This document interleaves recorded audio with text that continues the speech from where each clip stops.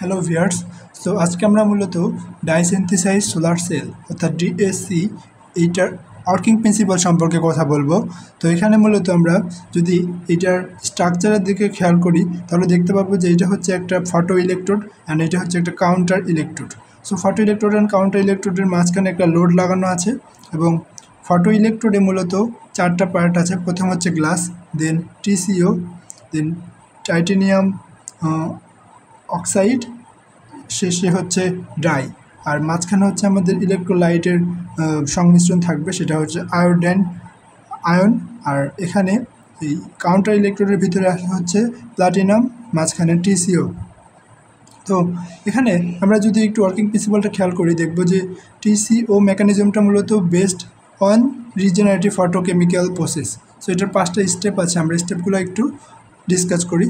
তো এখানে ফার্স্টে আমাদের ডাই যেটা সেটা মূলত কিছু ফোটন অ্যাবজর্ব করবে লাইট থেকে এবং ডাই বিকেম এক্সাইটেড, ডাইটা এক্সাইটেড হয়ে যাবে। সো এখানে ডাই এইচ নিউ অর্থাৎ আলোর ফোটনটা এইচ নিউ দিয়ে বোঝানো হয়েছে এবং এইটা হলো ডি এক্সাইটেড সাইন।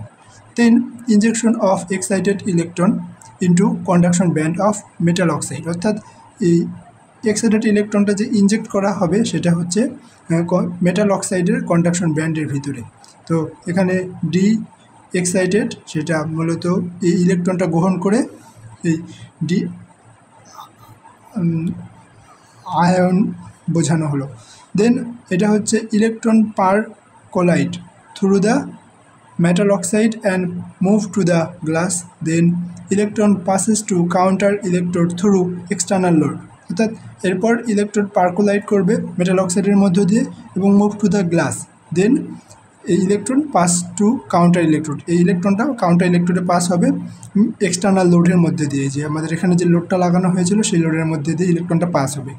শেষে হচ্ছে কাউন্টার ইলেকট্রোড মধ্যে একটা ইলেকট্রন ট্রান্সফার হবে এবং সেটা আয়োডিন সেইটাতে রূপান্তরিত হবে। তো এখানে আয়োডিন দুইটা ইলেকট্রন গ্রহণ করে 3 আয়োডিন মাইনাস হয়ে যাবে। দেন আয়োডিন মাইনাসটা আমাদের এখানে দুইটা ডাইয়ের সাথে মিশ্রিত হয়ে ডাই 0 এবং আয়োডিন মাইনাস পরিণত হবে। সো এইভাবে মূলত ডাইসিনথেসাইজ সোলার সেলটা কাজ করে, যেখানে ডাই আয়ন এবং আয়োডিন মিলে শেষে ডাইয়ের জারণ সংখ্যা 0 হয়ে গেল এবং আয়োডিনের জারণ সংখ্যা -3, মানে আয়োডিন 3 তিনটা আয়োডাইড মিলে যে অণুটা গঠন করে তার জারণ সংখ্যা